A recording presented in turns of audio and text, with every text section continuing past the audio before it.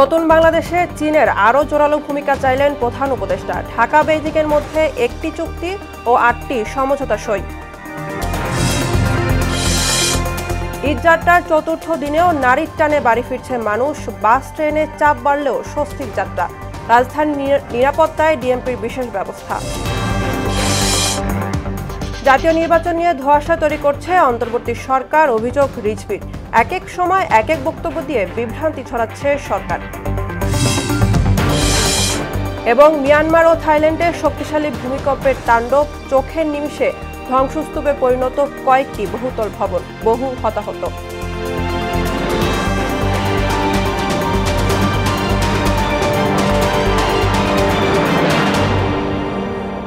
আসসালামু আলাইকুম, সবাইকে মোহনা সংবাদে স্বাগত। শুনছিলেন শিরোনাম, সঙ্গে আছি আমি বুশরাত জাহানিমা। এবার বিস্তারিত। শান্তি, সমৃদ্ধি ও স্থিতিশীলতা প্রতিষ্ঠায় চীনকে আরও জোরালো ভূমিকা পালনের আহ্বান জানিয়েছেন অন্তর্বর্তী সরকারের প্রধান উপদেষ্টা ডক্টর মোহাম্মদ ইউনূস। সকালে বেইজিংয়ে প্রেসিডেন্ট শি জিনপিং এর সঙ্গে বৈঠকে রোহিঙ্গা প্রত্যাবাসনে চীনের জোরালো ভূমিকাও চান প্রধান উপদেষ্টা। এদিন ঢাকা বেইজিংয়ের মধ্যে ১টি চুক্তি ও ৮টি সমঝোতা সই হয়েছে। বিস্তারিত জানাচ্ছেন কাজী শাহরিন। চীনের প্রেসিডেন্ট শি জিনপিং এর সঙ্গে দ্বিপাক্ষীয় বৈঠক করেছেন বাংলাদেশের অন্তর্বর্তী সরকারের প্রধান উপদেষ্টা ডক্টর মোহাম্মদ ইউনূস। স্থানীয় সময় শুক্রবার সকাল 10টায় বেইজিংয়ের গ্রেট হল অব দ্য পিপলে এ বৈঠকটি অনুষ্ঠিত হয়। বৈঠকের শুরুতে অধ্যাপক ইউনূস বাংলাদেশের জনগণের পক্ষ থেকে চীনের প্রেসিডেন্ট শি জিনপিংকে আন্তরিক শুভেচ্ছা জানান। বাংলাদেশ ও চীনের শান্তি, সমৃদ্ধি ও স্থিতিশীলতা প্রতিষ্ঠায় চীনকে আরও বৃহত্তর ভূমিকা পালনেরও আহ্বান জানান তিনি। বাংলাদেশের জুলাই গণঅভ্যুত্থানের কথা তুলে ধরে প্রধান উপদেষ্টা বলেন, এই আন্দোলন নতুন বাংলাদেশ গড়ে তোলার পথ প্রশস্ত করেছে। বৈঠকে তিনি রোহিঙ্গা সংকট নিয়েও আলোচনা করেন। মিয়ানমারের রোহিঙ্গাদের নিজ ভূমিতে নিরাপদ ও মর্যাদাপূর্ণ প্রত্যাবর্তনে চীনের জোরালো সহায়তা কামনা করেন প্রধান উপদেষ্টা। এছাড়া বৈঠকে শি জিনপিং বাংলাদেশের প্রধান উপদেষ্টা ও তার নেতৃত্বাধীন অন্তর্বর্তী সরকারের প্রতি চীনের সমর্থন পুনর্ব্যক্ত করেন। তিনি বলেন, বাংলাদেশে বিনিয়োগ উৎসাহিত করবে চীন। বাংলাদেশের উপস্থাপিত বিভিন্ন গুরুত্বপূর্ণ বিষয় চীন ইতিবাচকভাবে বিবেচনা করবে বলেও জানান তিনি। এর মধ্যে চীনার ঋণের সুদের হার হ্রাস ও পানি সম্পদ ব্যবস্থাপনায় সহযোগিতার বিষয় রয়েছে। এদিকে বৈঠকের পর চীনা ব্যবসায়ী নেতাদের সঙ্গে ইনভেস্টমেন্ট ডায়ালগে অংশ নেন প্রধান উপদেষ্টা। একই স্থানে টেকসই অবকাঠামো ও জ্বালানি বিনিয়োগ, বাংলাদেশ 2.0 উৎপাদন ও বাজার সুযোগ, সামাজিক ব্যবসা ও যুব উদ্যোক্তা এবং ৩-০ বিশ্ব, এই ৩টি বিষয়ের ওপর ৩টি গোলটেবিল আলোচনায় যোগ দেন তিনি। এছাড়া চীনের ভাইস প্রেসিডেন্ট হান ঝেংয়ের সঙ্গেও সাক্ষাৎ করেন প্রধান উপদেষ্টা ডক্টর মোহাম্মদ ইউনূস। কাজী শাহরিন, মোহনা সংবাদ। ঈদ ছুটি পরিবারের সঙ্গে কাটাতে ঢাকা ছাড়তে শুরু করেছে রাজধানীবাসী। ঈদযাত্রাকে কেন্দ্র করে কমলাপুর রেল স্টেশনে চাপ বাড়লেও বাস টার্মিনালগুলোতে যাত্রীর উপস্থিতি তুলনামূলক কম। দুপুর পর্যন্ত শিডিউল মেনে ছেড়েছে সবকটি ট্রেন। শুক্রবার ৭২ জোড়া ট্রেন রাত ১২টা পর্যন্ত ছেড়ে যাওয়ার কথা রয়েছে। এমআর আসাদের প্রতিবেদন। স্টেশন ছেড়ে যাচ্ছে ট্রেন, সাথে করে নিয়ে যাচ্ছে হাজার মানুষের স্বপ্ন। বাড়িতে স্বজনদের সাথে ঈদের আনন্দ ভাগাভাগি করতেই এত আয়োজন। অধিকাংশ কর্মস্থল বৃহস্পতিবারেই ছুটি হওয়ায় কমলাপুর রেল স্টেশনে শুক্রবারে চাপ ছিল বেশি।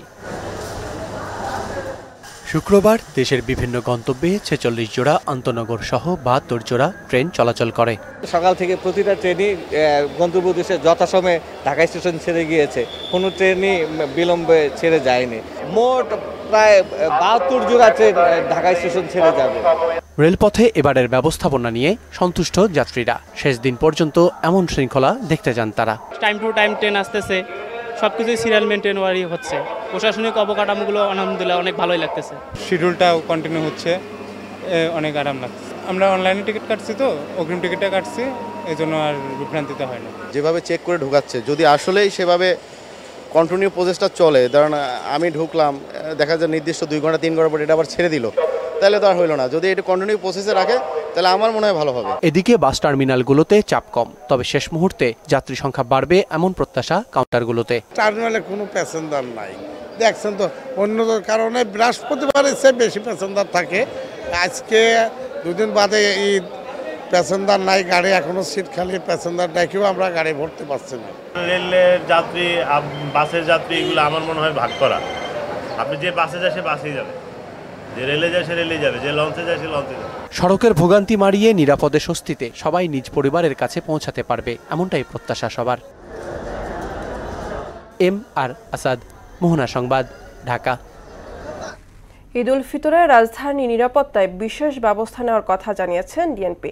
বাসাবাড়ি, দোকানপাট, ব্যবসা প্রতিষ্ঠান ও বিপণী বিতানের নিরাপত্তায় নগরবাসীকে কিছু নির্দেশনা মেনে চলার অনুরোধ জানানো হয়েছে। কি সেই নির্দেশনা, চলুন জেনে আসি এসইউ সেলিমের প্রতিবেদনে।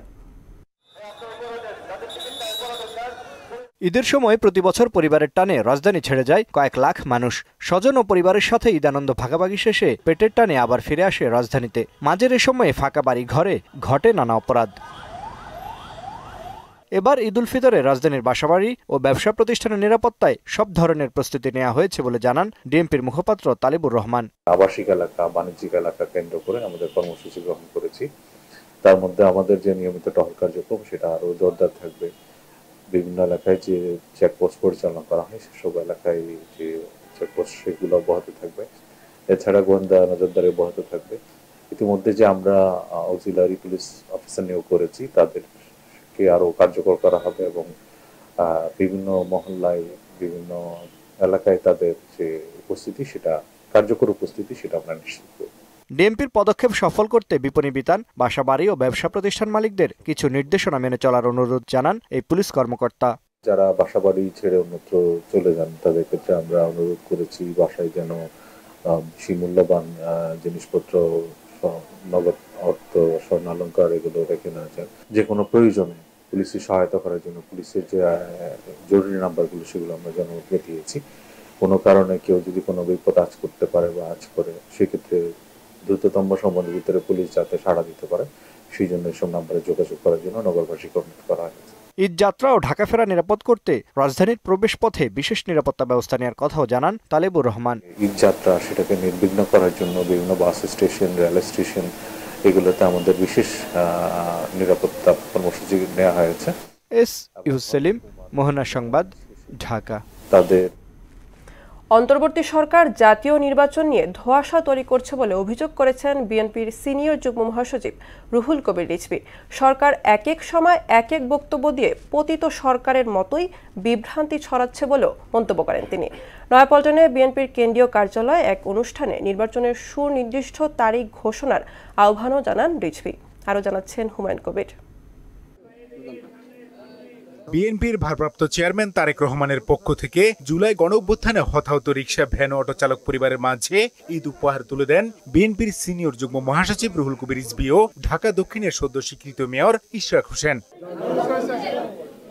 এ সময় মেয়র ইশরাক বলেন, দক্ষিণ সিটি নির্বাচন ইস্যুতে বিলম্ব হলেও আদালত থেকে ন্যায় বিচার পেয়েছেন তিনি। রায়ের মাধ্যমে দেশে আইনি শাসন প্রতিষ্ঠিত হয়েছে বলেও দাবি করেন ইশরাক। যথাযথ আইনি পদক্ষেপ প্রক্রিয়া নিশ্চিত করে আমরা মামলার কার্যক্রম পরিচালনা করি, সাক্ষী শুনানি হয়, আর্গুমেন্ট হয় এবং পরবর্তীতে আমি গতকাল আমার কাঙ্ক্ষিত রায় সেটি আমি পাই।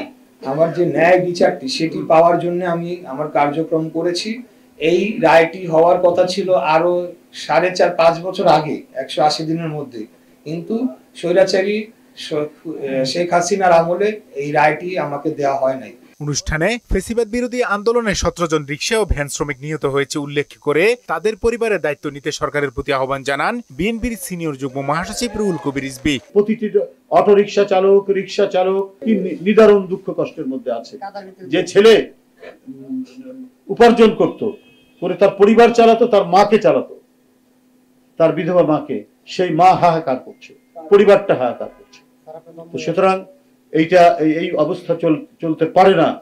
ইমিডিয়েটলি সমস্ত তালিকা আপনার এই সরকারকে সম্পাদন করতে হবে, করে তাদের যাতে একটা মাসোহারা এবং তাদের পরিবারে যদি কোনো ছেলে বা কোনো মেয়ে লেখাপড়া করে তার ওই লেখাপড়া অনুযায়ী উপযুক্ত কোনো চাকরি তার ব্যবস্থা করতে। নির্বাচনের সুনির্দিষ্ট তারিখ ঘোষণা করে জাতিকে আশ্বস্ত করতে অন্তর্বর্তী সরকারের প্রতি আহ্বানও জানান তিনি। যে নির্বাচন নিয়ে বিভিন্ন ধোঁয়াশা তৈরি করা হচ্ছে, ডিসেম্বর না জুন না মার্চ, এক এক সময় এক একটা কথা বলা, এইটা তো আমাদের শেখ হাসিনার কিছু কথাবার্তার সাথে মানে এটার মানে মিল পাওয়া যায়। হুমায়ুন কবির, মোহনা সংবাদ, ঢাকা। এবার দেশের বাইরের খবর। শক্তিশালী ভূমিকম্পের তাণ্ডবে লণ্ডভণ্ড হয়ে গেছে মিয়ানমার ও থাইল্যান্ডের ব্যাংকক। চোখের নিমেষেই ধ্বংসস্তূপে পরিণত হয়েছে বিলাসবহুল বহুতল ভবন। মিয়ানমারে মসজিদ ধসে পড়ে অন্তত 20 জন নিহত হয়েছেন। পাশাপাশি ব্যাংককে ভবন ধসে নিখোঁজ হয়েছে কমপক্ষে 43 জন। শক্তিশালী এই ভূমিকম্পে মিয়ানমার ও থাইল্যান্ডে জারি করা হয়েছে জরুরি অবস্থা। বিস্তারিত থাকছে কাজী শাহরিনের ডেস্ক রিপোর্টে। মিয়ানমারে ও থাইল্যান্ডে শক্তিশালী ভূমিকম্প আঘাত হেনেছে। শুক্রবার দুপুরের দিকে এ কম্পন অনুভূত হয়। মার্কিন যুক্তরাষ্ট্রের ভূতাত্ত্বিক জরিপের মতে এর মাত্রা ছিল 7.7। মিয়ানমারের সাগাইং শহর থেকে উত্তর পশ্চিমে ভূমিকম্পটির উৎপত্তি। ভূমিকম্পে মিয়ানমারের রাজধানী নেপিডোর বিভিন্ন সড়কে ফাটল দেখা দিয়েছে। মান্দালয়, নেপিডো এবং অন্যান্য এলাকায় ধসে পড়েছে বেশ কয়েকটি ভবনও। এছাড়া টাঙ্গুতে একটি মসজিদ ধসে পড়লে বহু হতাহতের খবর পাওয়া গেছে। এর পাশাপাশি মিয়ানমারের ইরাবতী নদীর ওপর ব্রিটিশ ঔপনিবেশিক আমলে নির্মিত ঐতিহ্যবাহী আভা সেতুও ধসে পড়ে। বিশেষজ্ঞরা বলছেন, গত 20 বছরে মিয়ানমারে এত বেশি তীব্রতার ভূমিকম্প হওয়ার নজির নেই।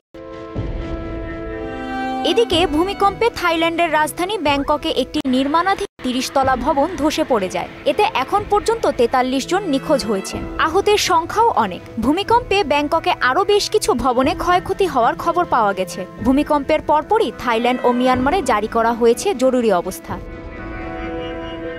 কাজী শাহরিন, মোহনা সংবাদ। শেষ করব মোহনা সংবাদ, যাবার আগে শিরোনামগুলো আরও একবার।